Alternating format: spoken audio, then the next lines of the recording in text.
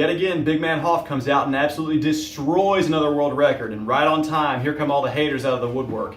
This is an example of a world-class athlete executing a perfect squat, and everybody criticizing him has no freaking clue what they're talking about. So today I'm going to teach all of you true hardcore Iron Warriors how to fight off the haters and defend your perfect squats on the internet. This lets you be a true lone wolf who can fight off even the largest armies of sheep, because nothing says you're a true hardcore warrior like being insecure and arguing on the internet. So the first tried and true method is to create doubt about what the viewer is actually witnessing by convincing them that they can't accurately judge squat depth from whatever angle the video is filmed. Now here's the standard for legal squat depth, where the top of the thigh at the hip joint is parallel with the top of the knee. Now let's compare that to my squat.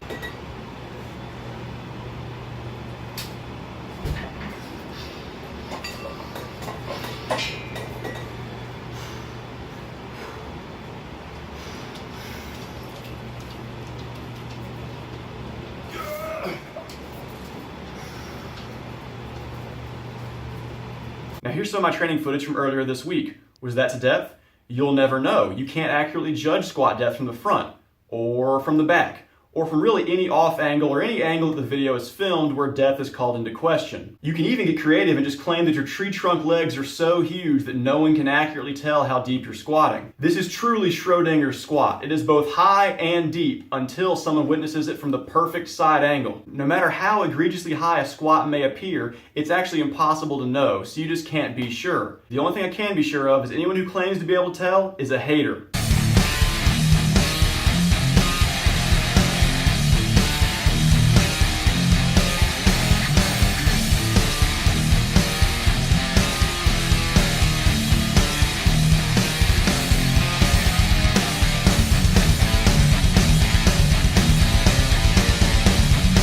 Next, like a true warrior, it's time to put on your helmet and pick up your spear and go on the attack. My doctor says I'm supposed to wear a helmet anyway, but he's just a hater. So, when someone points out an objective truth like, hey, the top of your thigh at your hip did not reach parallel with your knee, are you going to just argue this point?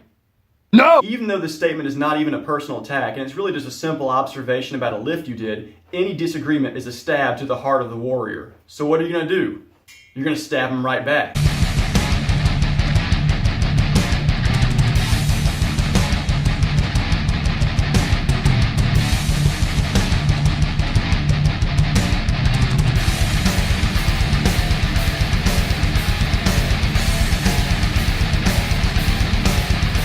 So it's time to dig up their pictures, dig up their lifting videos, look up their parents' address, find out where their kids go to school. Hey, you never know how far this argument could go. If this hater is not on enough drugs to kill a cow and can't even squat one, you have one go-to line.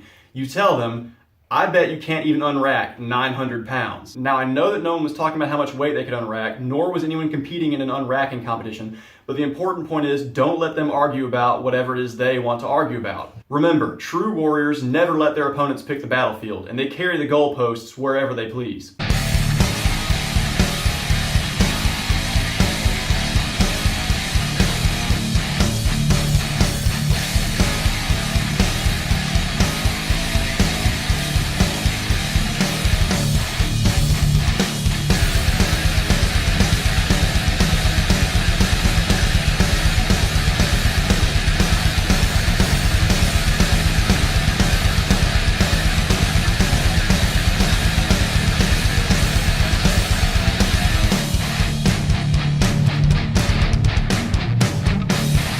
Okay, the last weapon in our arsenal is to blame the equipment. Always remember that this is a last-ditch effort and should be your final resort, because it requires admitting that maybe your squat was a little bit borderline or maybe a little bit high, okay? But the reason your squat isn't super deep is just because your equipment would not let you. This is perfect because it lets you remove all the blame from the lifter and shift it right onto something that casual lifters don't know anything about. You just tell them that your multi-ply squat suit and your 3-meter knee wraps won't let you hit that impossible depth standard they keep talking about. Now, does this mean that your equipment was too supportive and maybe you should have worn a little bit looser of a suit so you could execute the movement within compliance with the rules?